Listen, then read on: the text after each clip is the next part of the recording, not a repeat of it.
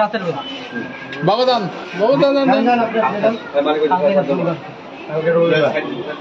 রবিবারে রাতের বেলা আসছি, এখানে ভর্তি হয়েছি। প্রথমে দেখাইছিলাম হলো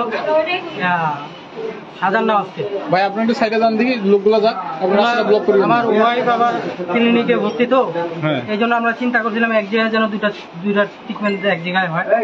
এই জন্য চিন্তা করলাম যে সূর্য স্যারকে দেখাই, উনি যদি এখন যদি এক জায়গায় ওই ক্লিনিকের দ্বারা হয়, এই জন্য পার্সোনালভাবে ওনাকে দেখাই। দেখানোর পর উনিও বললো যে হাসপাতালে ভর্তি হয়ে যাও, ওনার ট্রিটমেন্টটা ভালো হবে। ঠিক আছে, ওনার কথাটা আমরা মানে নিলাম, মানে নিয়ে ভর্তি হইলাম। ভর্তি হওয়ার পরে সেদিনকার রাতটা গেল, স্যালাইন দিছে, স্যালাইন চলতেছে। তারপরের দিন সকাল 10টা মনে হয়, আজকে সকাল 10টায় ডাক্তার আসে, তুর্য ডাক্তার আসে। আমার বন্ধুনি বলছিল যে স্যার ওই বাচ্চাটা খুব কাঁদতেছে, স্যালাইনটা দিয়ে হচ্ছে না, খুব প্রচণ্ড কাঁদে, লোকজনও থাকতে পারে না কান্দার। তখন বললো স্যার একটু দুধ টুধ খাওয়া যাবে না, বাচ্চার মায়ের দুধ। তোরা তো বেশি ডাক্তার হয়ে গেছি, তোদেরকে রংপুর রেফার করে দিলাম, যা এভাবে করে রংপুর রেফার করে দিল। 12টার দিকে রেফার করে দিল।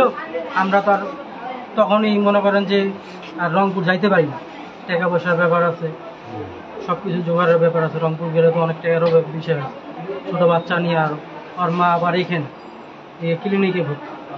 এখন ওর মাকে নিয়ে যাবো, ওর মা এখানে থাকলে বাচ্চাকে দুধ ফেলাইতে হবে, এখানে একটা ভেজাল। এই জন্য আমরা আসি যে দেখি এটা কি করা যায়। তার 3টার দিকে আমরা খাওয়া দাওয়া করে আসে, বাচ্চারা কাঁদতেছে, বাইরে নিয়ে এসে ঘুরলাম। তখন আবার ঘুমানোর পরে আবার নিয়ে আসে শোয়াই দিছি। শোয়াই দেওয়ার পরে দেখি স্যালাইনটা যাচ্ছে না। পরে এখানে সিস্টারটা বসেছিল, সিস্টারটাকে ডাকে নিয়ে গেলাম যে আপু দেখেন তো স্যালাইনটা যাচ্ছে না কেন। তখন বলে দেখলো, দেখার পরে স্যালাইনটা যাচ্ছে। পরে আমি ওষুধটা বলি, একটা ওষুধ দিয়েছিল, ওষুধটা নিয়ে আসছি, ওষুধটা দেখাইলাম। ওষুধটা দেখানোর পরে আমি বললাম যে এটা তো শুনছিলাম যে নাভিতে দেয় নাকি, দেখেন তো এটা নাভিতে দেয় নাকি, এটা কবে দিব না দিব। পরে উনি বললো যে ঠিক আছে আমি দেখতেছি। পরে উনি আরেকটা সিস্টারের সাথে গল্প করে আবার আসলো। হাসপাতালে যখন ভর্তি হয়ে আমরা, তখন একটা রিসিপ্ট লিখে দেয় যে এগুলা ওষুধ নিয়ে আসেন। ওই ওষুধের প্রেসক্রিপশনটা আমার কাছে আসে, ওইটা আমি দেখাইলাম যে এগুলা দিচ্ছি। পরে উনি ওটা নিয়ে যায়, দেখলো, দেখার পরে আবার আসলো, আবার গেল। পরে ওনার পিছে আমিও গেলাম, দেখি উনি কোথায় যাচ্ছে, কি করতেছে।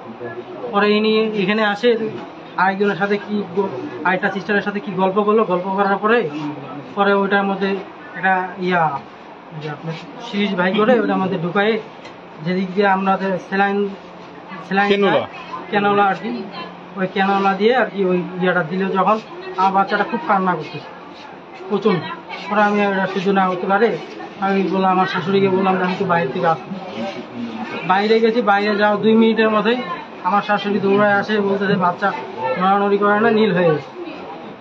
আমি আর দেরি না করে দৌড়ায় আসে, দেখি ঠিকই নীল হয়ে গেছে। আমি আবার ওটা দেখে আমি আবার ওই সিরিজটা নিয়ে সিস্টারদের ওখানে গেলাম। সিস্টারদের বললাম যে আপা এই দিয়েছে, দেওয়ার পর থেকে আমার বাচ্চা নড়ে না, নীল হয়ে গেছে, একটু চলেন তাড়াতাড়ি। ওনারা ব্যস্ত হয়ে গেল। সিরিজটা দেখে বলে কি এটা তো খোলাই হয়নি, এটা দিল কখন। ওই সিস্টারটাকে আরও করতে থাকে, ওই সিস্টারটা বলতেছিল যে আমি দিছি, আর বলতে কই দিছো, আমার মুখের সামনে বলতেছিল।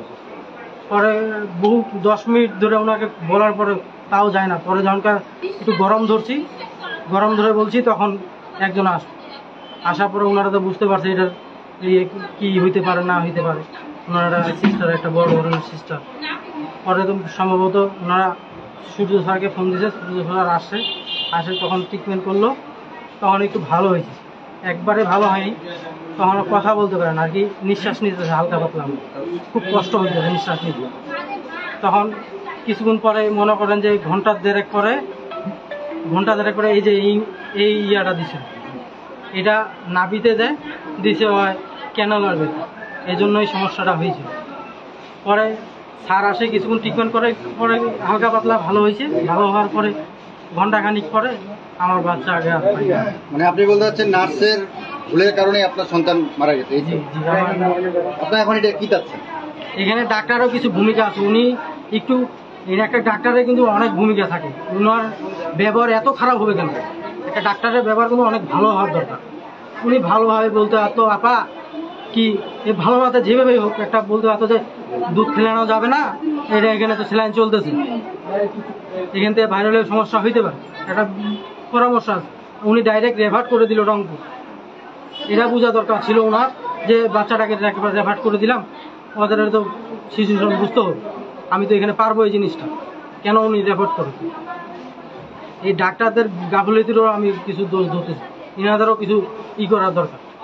ডাক্তার বলছে যে আমার আমার ভাইস্তারা কাঁদতেছে, আমার বিয়ানি বললো কি স্যার আমি একটু নিয়ে যাই বাচ্চাকে দুধ খেলে নিয়ে আসি আমার কাছে।